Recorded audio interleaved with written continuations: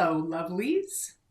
It's Tuesday, very downpoury, stormy afternoon in Vancouver, Washington, where I am. And I got a little bit inspired today. I had a podcast interview for the book, Weathering the Grief Storm, with my friend, amazing friend, Desiree Wolf, on her podcast called Slightly Unfiltered, which was a blast. Because we just kind of talked and we've known each other for a long time and it was really fun. But she was asking some really awesome questions of me about my process through John's cancer and writing the book and why I shared so authentically. And one of the things I said during that interview with her was I talked about, I think she asked me a question about, I can't remember, but something like, what advice would you give or something? And, I reiterated something I usually talk about whenever I talk about the book, which is don't wait, live in the moment. Don't wait to do anything. It's really important to remember that your life could change in a heartbeat. And then I just was on Facebook kind of scrolling, and my friend, and she's an amazing mentor. I've never worked with her personally, but I've worked like in collaboration with her. Her name is Anna Sue. And she came on and was talking about feeling it like we're in a lull because of, the 2020, the year that never ends. And she really sort of spoke into what I've been feeling because I've now been unemployed for almost a month, right around a little over a month, which is totally unusual for me. And I forced myself not to just jump in and figure out what I was going to do next. I forced myself, and also my stepdaughter, Chelsea, and my husband kind of said, take a breath, lean back, don't do anything for a while. And Mark and I are going on vacation to New Orleans this weekend to see my sons. And I thought, okay, so I'm going to take the time. And then when we get back from there, I have some things that are kind of brewing, but I'm still not positive. And Anna's message was just so completely appropriate because she was talking about tapping in and listening to your higher power, your source, whatever, and really allowing yourself to step into exactly who you want to be and what you want to bring forth and how you want to stand, for yourself. And I just got inspired and I thought, I'm going to come because I wanted to share with you the very last chapter of part 1 of the book, Weathering the Grief Storm. Has some really great advice. And I wrote that it's a short chapter, but I wrote it because the first part of the book is really hard. It's John's whole journey.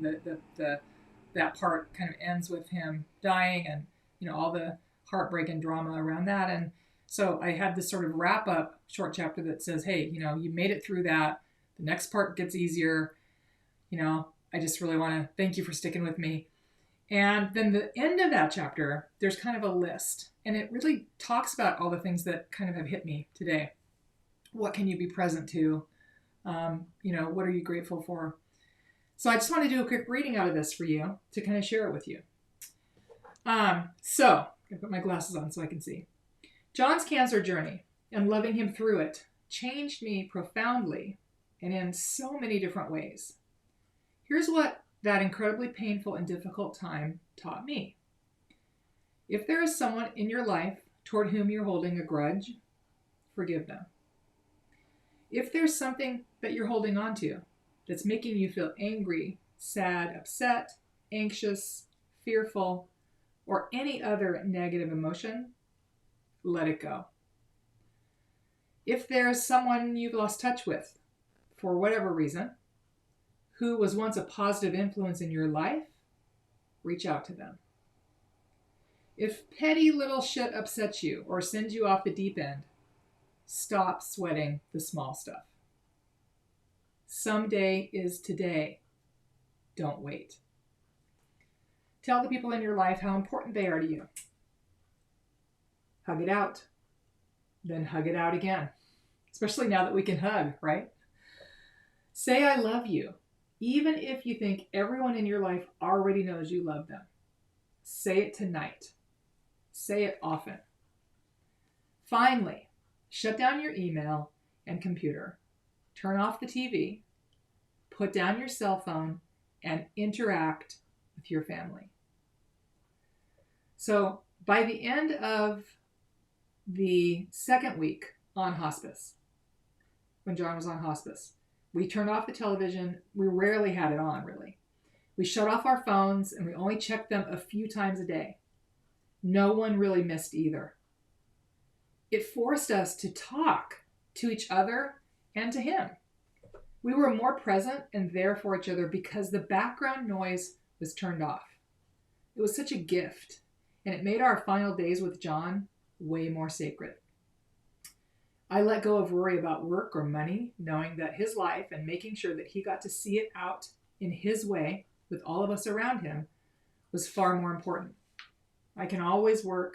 I can always earn money. I will always be fine. What mattered during this time was my other priorities. You may be a workaholic, like I was, constantly available to your customers, your team, incessantly checking email or Facebook or your smartphone when you're supposed to be present with your family and loved ones. Stop it. Nothing that you will see on any screen is as important as the people who are right in front of you. So create time to work and then put it away and invest yourself in those around you. Because trust me when I tell you, they can be gone in the blink of an eye, and you will never regret any time that you spent with them. If I could have just one more day, one more hour, one more minute with my beloved John, I'd give up anything for it. The finality of his absence from my life still knocks the wind out of me sometimes, even years later. He really is not coming back. And the memories we shared, memories that I made by stepping away from my business and into our lives, are ones that I will cherish. I have no regrets about putting my business on the back burner, and I feel blessed that I was able to do that. The bottom line is that life really is too short, and you will never regret living in the moment, following an impulse, and seizing the day. Johnny totally got this too. During those final weeks, as I would be busily and efficiently taking care of him, changing a bandage, helping him change his clothes, or getting him out of the shower, he would stop, make me look at him, hold me, and take a moment to just love me and force me to slow down and feel it. Those moments are ones that I treasure. I was loved so excellently, completely, and unconditionally by this incredible man. He continually informed my sometimes insecure self of my worth, empowered me to walk through the world knowing how loved I was, and emboldened me after his death to hold out for the perfect relationship of which he knew I was worthy. He taught me how I was supposed to be loved by others and by myself. That knowledge would make the next part of this very difficult journey a learning experience I never expected. It would inform how I showed up in the months after John died and who I became in the ensuing years. So I just thought I would share that little bit of learning with you today. And I hope that it's resonated with some of you. I hope that you'll stop and you'll take some of that advice. And you'll remember that life is so short. And it's really too short to compromise. And the thing that I loved about Anna's message was she said, you got to stand up and stand in your strength and be who you are and deliver the value that the world expects and needs from you. And as I'm looking at what am I going to do next? What do I want to be when I grow up now? It's really been interesting. I've been watching all of the busy activity on Instagram and Facebook, and the hustle that I did for years and years before I took this corporate job as an entrepreneur. And now I'm an entrepreneur again. But I'm starting to get a lot of clarity around what I really don't want to do anymore. And what I really don't want to have to do is, be an influencer and build a list and make sure that I'm showing up everywhere all the time and posting and interacting and building that audience and, finding a way to monetize that so that I can make a living. That's not what I want to do anymore. And I'm really thinking about what is it? What is the gift that you want to bring? And how do you want to do that? I'd love to speak about this work. I'd love to talk about the Thrive process and teach seminars on that and help people work through, the difficult times in their lives, the grief in their life, using what I've learned in some humble way and the Thrive process that I outline in the book. But I don't know what that looks like right now. And I'm really learning to be okay with that and to live in the moment and to know that, as I said in the book, I can always work, I'll always be fine. I know that for a fact. So just thought I would jump on because I was inspired by Desiree and by Anna. And I was hoping that I might be able to inspire you. I'm going to drop the links if you're still interested in potentially getting an autographed copy of the book, because that's a little different than just going to Kindle and buying it. And I know a lot of you who have known me for a while, followed our journey, asked for that, and you might have missed it. You can get an autographed copy. You have to pay extra shipping and handling because I have to have the books shipped to me and I have to ship them priority mail out to you. But I'll drop those links below.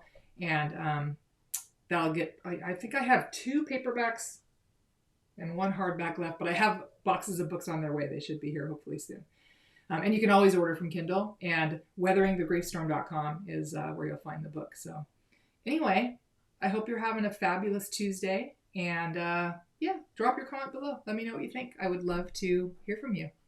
Thanks, guys. Mwah. Have a blessed Tuesday. Bye.